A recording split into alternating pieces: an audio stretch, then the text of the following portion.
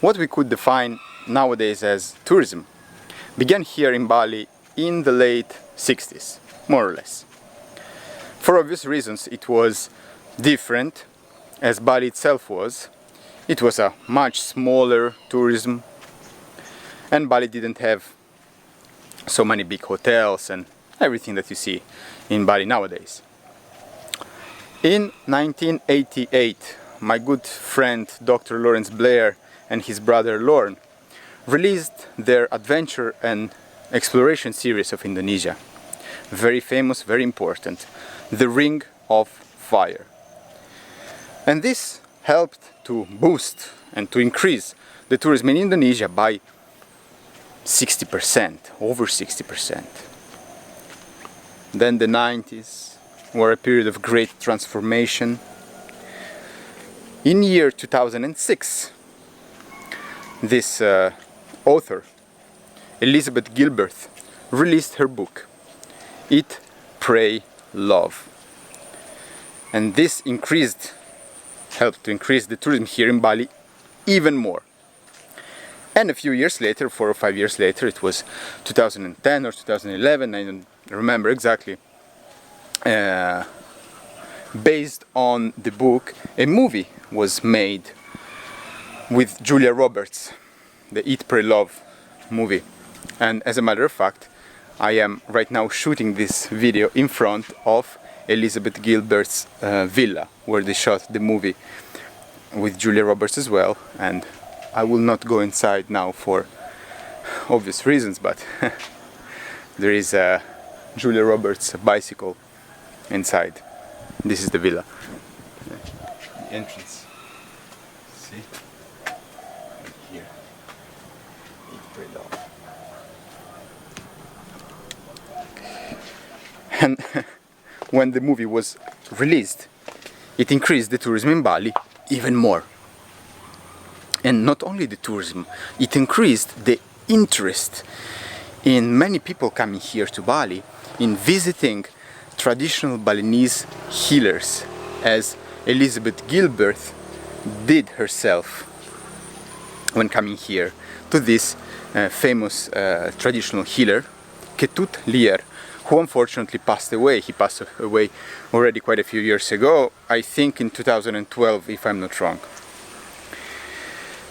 And today I want to take you to meet and to have a talk with one of Ketut Lier's students, who is also a very good friend of mine and who speaks very good English.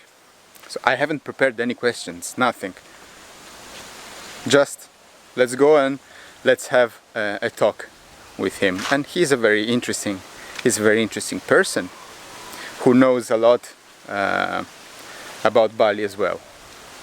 So enjoy. Just before coming here, I went to in front of Julia Roberts' villa, where they shot the Eat, Pray, Love. Yeah, which one? In Bentuyung? In Jalan Sweta. Sweta, yeah. Bentuyung. And I sort of gave a little introduction, about the Eat, Pray, Love villa, and Elizabeth Gilbert and Julia Roberts. That's crazy. That's crazy because it's a small villa but expensive to stay there because of the story, not because of the service. Yeah. That's what I said. Like, it's a very average villa. It's a normal villa. It's like in the middle of the rice field, but that is a nice area to walk around, something like that. That is good area for Sweta area. And I sort of gave this introduction, and I said something about Elizabeth Gilbert after the book and then the movie. When they were released, this sort of helped to increase the tourism in Bali. And it also got some people triggered into, let's say, the interest in traditional Balinese healers. And so, like Elizabeth Gilbert, she was with Ketut Lier. Yes. So And of course, I sort of just before coming here introduced you as one of his students. I don't know if it's yes, yeah, I got some knowledge from him. Is it also. good, the picture? Yeah, it's good angle. It's okay. Taruh aja sana. So that was on 2010. It was started to get more and more impact. Bali get a positive impact from the tourist visit since that movie also, because that was a Hollywood movie, let's say that. So of course worldwide watch that movie, and then some people who watch the movie would like to come to visit Ketutliar also. Of course. Yeah. And I think Instagram, Bali became one of the most Instagrammed also places, like shared places on social media in the world. Yes. So like in the last more or less 10 years, let's say. Yeah. So that also on top. Give positive impact on the tourist visit on top of the existing destination in Bali. So I would say that was good. Benefit also, giving benefit to Bali tourism. Yeah, of course, but here the thing is, okay, it gave a lot of benefit to the tourism in Bali, and because it's been like probably the main industry in Bali. Yeah, I would say yes. Do you think that, like, because you've known Bali, of course, you've known Bali for so many, let's say, decades, in different phases. Yes. Do you think that somehow tourism had like a negative impact on Bali, in the sense that maybe Balinese people they rely nowadays too much on tourism and they forgot more about the tradition? Not necessarily the tradition, but the traditional skill, let's say, and how to maybe move the economy, and produce this financial movement, let's say, outside, of the tourism business. What do you think? For me, everything is always two sides in life, good and bad, whatever is that. Even though in tourism as well, of course, whatever is that, always give or bring two different sides, like a coin. When we do something, whatever, you can see in let's say in a smaller village or in a smaller area, not about Bali. Let's say we call it A. The area called A Island. So the A Island, let's say if they have farming, all the people is farmer.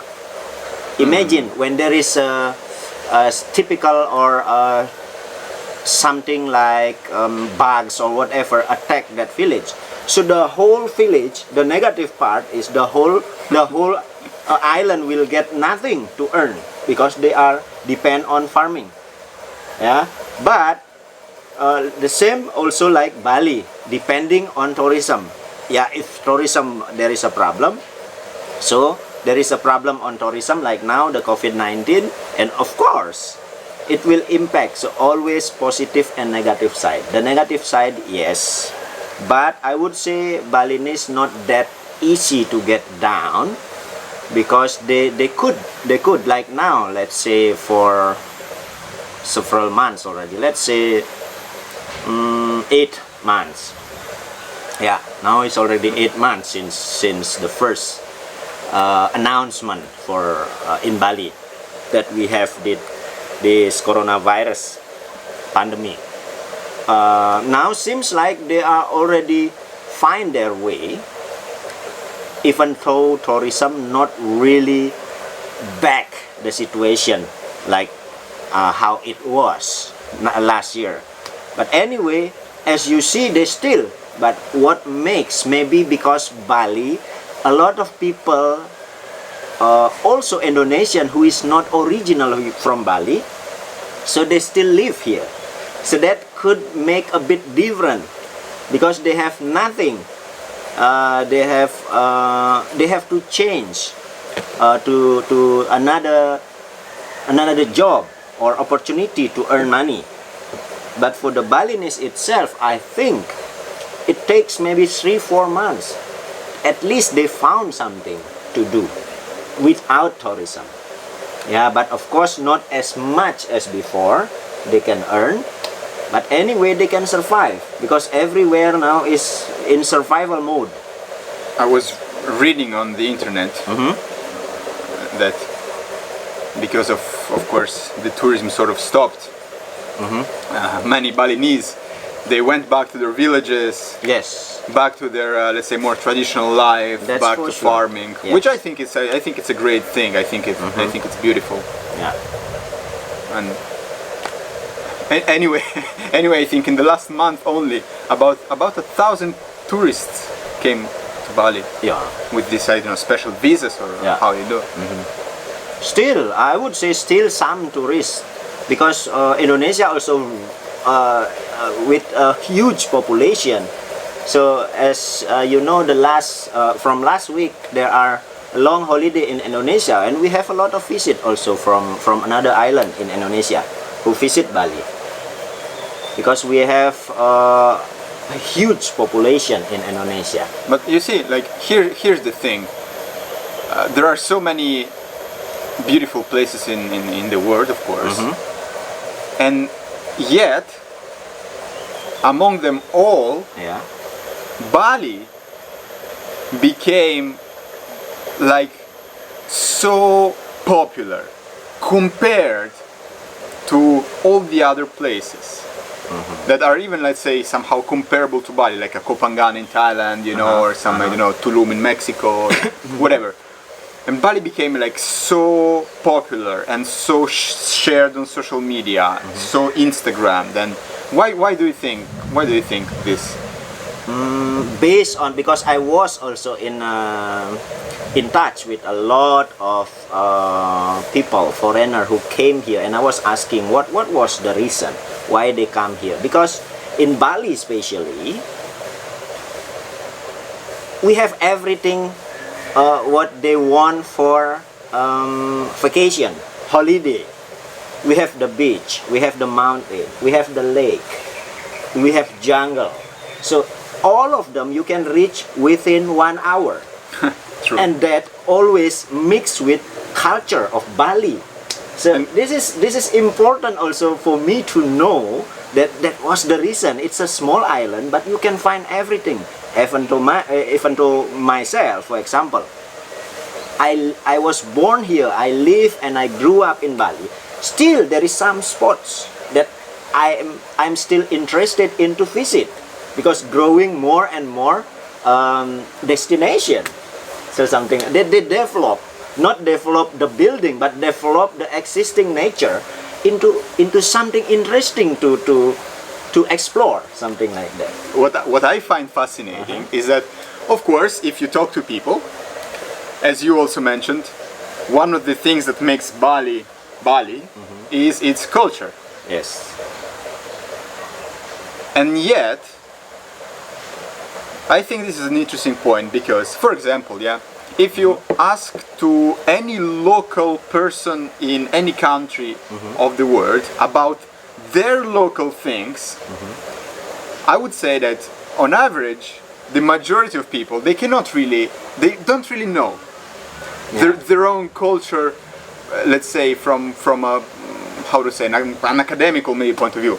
So like, if you go, I don't know, to Rome in Italy, where I grew up, of course everyone knows the Colosseum, everyone knows the Vatican. But then if you ask the history, not many people know. Yeah. And in Bali, it's the same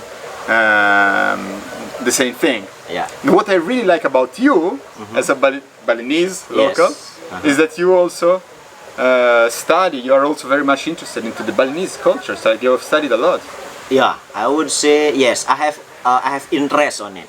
Yeah, that's why I know more maybe than the average people, because I have interest. For someone who have interest, then I would like to know deeper about what I'm interested in. For example, I like the culture.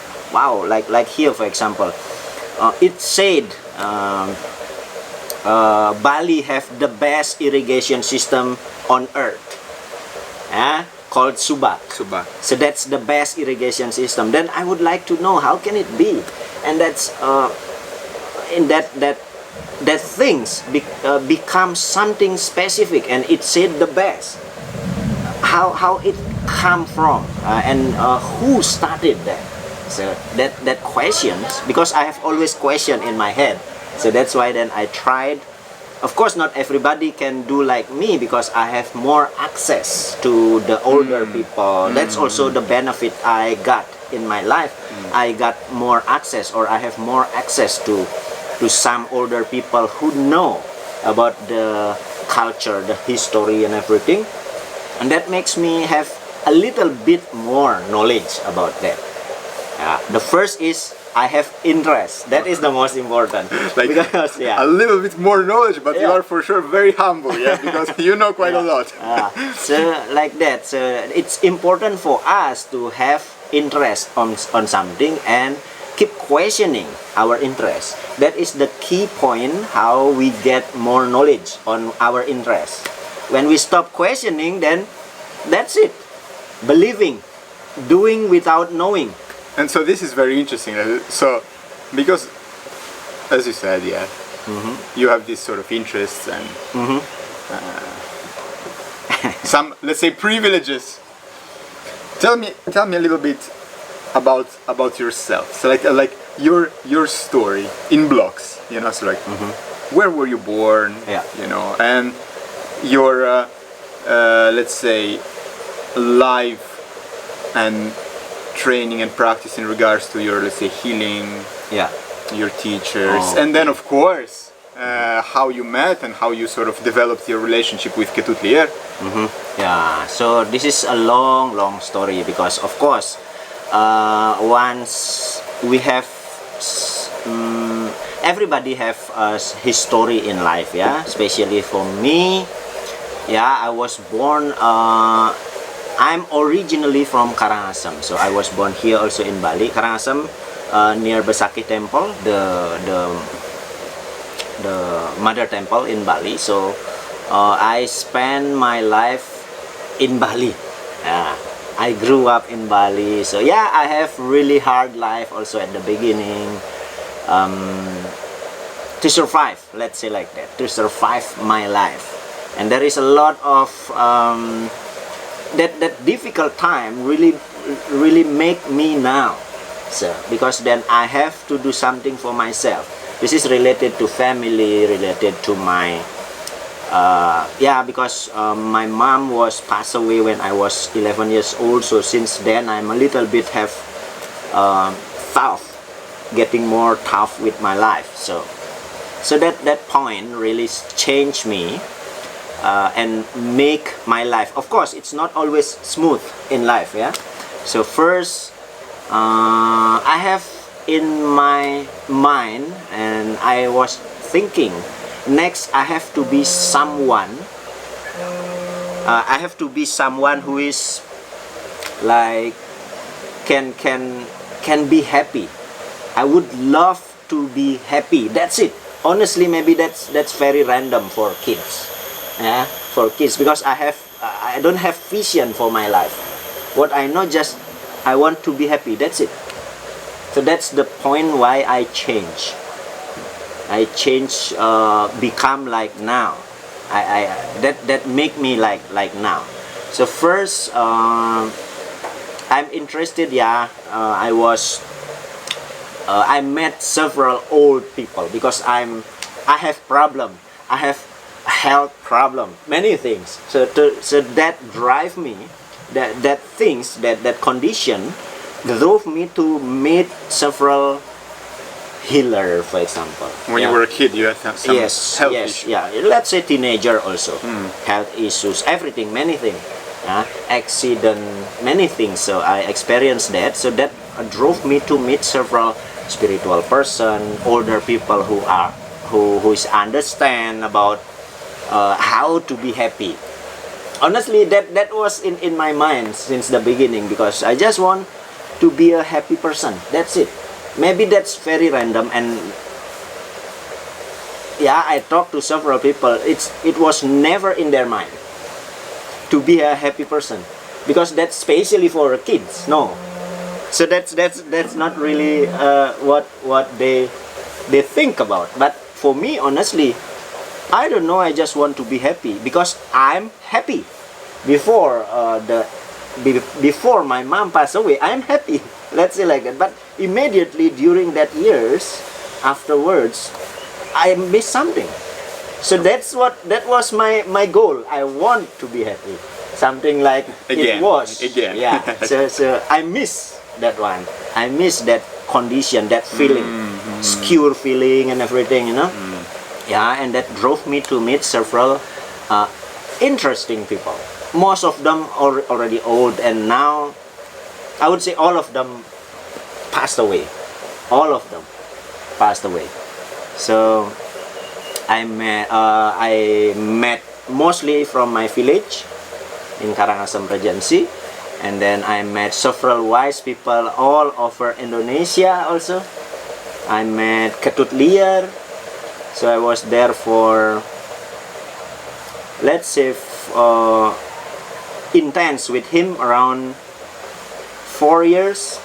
Intense with him for 4 years, and then yeah, I have more interest on spirituality, culture, healing, mind programming. So I learn with modern system also, like hypnosis, hypnotherapy, neuro-linguistic programming, and vibration. I'm interested in energy. So I try to combine my knowledge, what I got from the older people, and also what I got from the, let's say, a kind of formal education about that. So I found there are a lot of correlation, a lot of connection between the traditional knowledge with the modern knowledge, even though that in physics, in biology, in medication,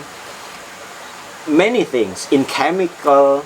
So that's really connected. So I found that knowledge because I want to answer my curiosity, because I'm let's say, what is it name, I can't believe easily on something, whatever is that, until I got the answer.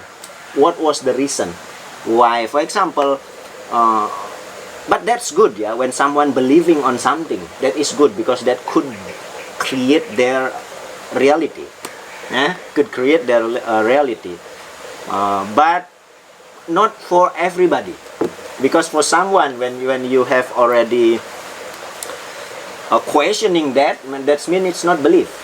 Belief is not questioning at all, that's belief. So that was a short meeting of some wise people. And also Mr. Ketut Liar passed away on 2017. Oh, 17? Yeah, Oh, July. I thought 2012. No, I'm sorry for the previous video where I mentioned 2012. No, it's 2017. 2017 on July he passed away, and then yeah, since then now his son continue.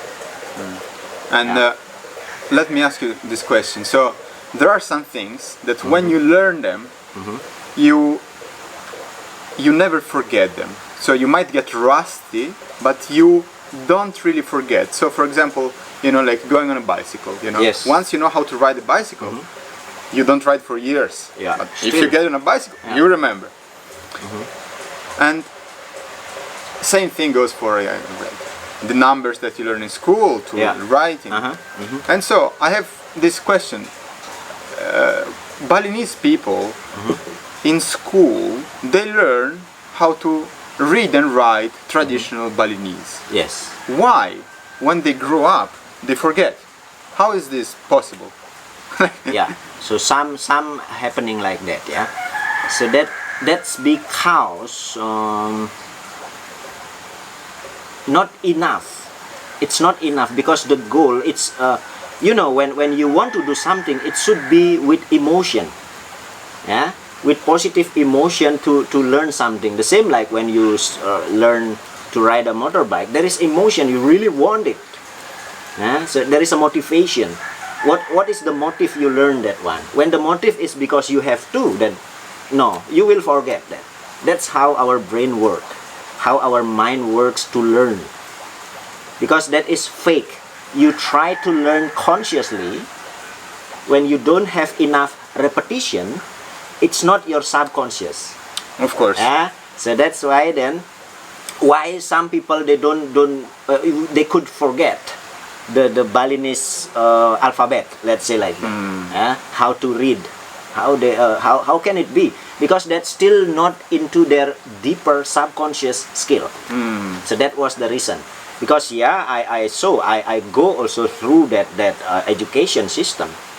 It's not that like when I was. If you ask the older people, they never forget. Yeah, because there is an emotion. Without knowing this, I can't read. That was the emotion before.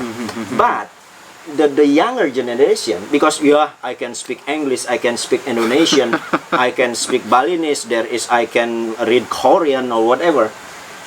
So there is no emotion, they are in a need to have that. So that was the reason why they could forget.